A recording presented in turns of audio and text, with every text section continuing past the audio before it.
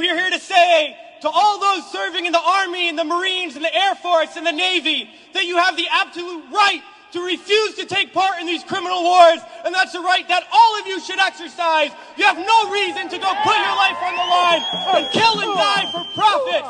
We've been to Iraq, we've been to Afghanistan, and we know what these wars are really about. And we joined the military for many reasons. Because we need a college education, because we need a job, because we need health care. And then we joined the military, and they tell us that our enemies are poor people in caves in Afghanistan, or poor people in the deserts of Iraq. But we've been to those countries, and we know that our enemies are not other poor people abroad. Our enemies are the people that laid us off from our jobs, that denied us health care, that make it impossible to get an education. Our enemies are not in the poorest countries on the planet, but right here in the richest one.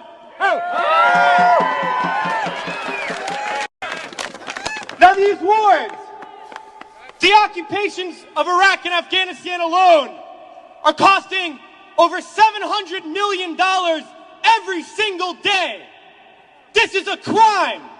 Every single day, while so many of us are hurting. Well, I think all of us here, and the vast majority of people in this country, would agree that we can spend $700 million a day better than bombing people that we have no reason to bomb. We can spend $700 million a day rebuilding those countries we've destroyed. We can spend $700 million a day caring for the veterans we get home when they get home. And then we can spend $700 million a day giving every single person health care, a college education, a job, and a livelihood, and a home. That's what we need to be spending our money on.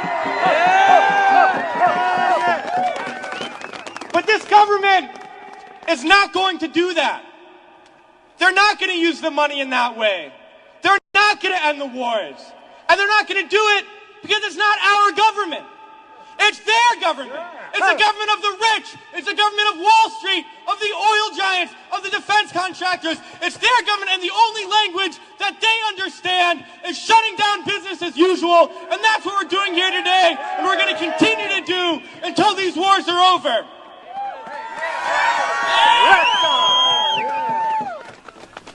Well, it's crystal clear now that these wars are going to continue and expand and go into other countries. That is the trend. That is what we know, that there is perpetual war, and it's only going to stop if the people stand up and stop it. And that's what we're going to do, sisters and brothers. And a lot of people ask me, what do we do? Because we all know things are bad. We all see the atrocities on TV. We read about it. We experience it. People always ask, what do I do? Because we always want to know what to do. Do we vote? Do we support a politician? Do we join an organization? What do we do? Well, I'll tell you what we do. It's simple. We fight.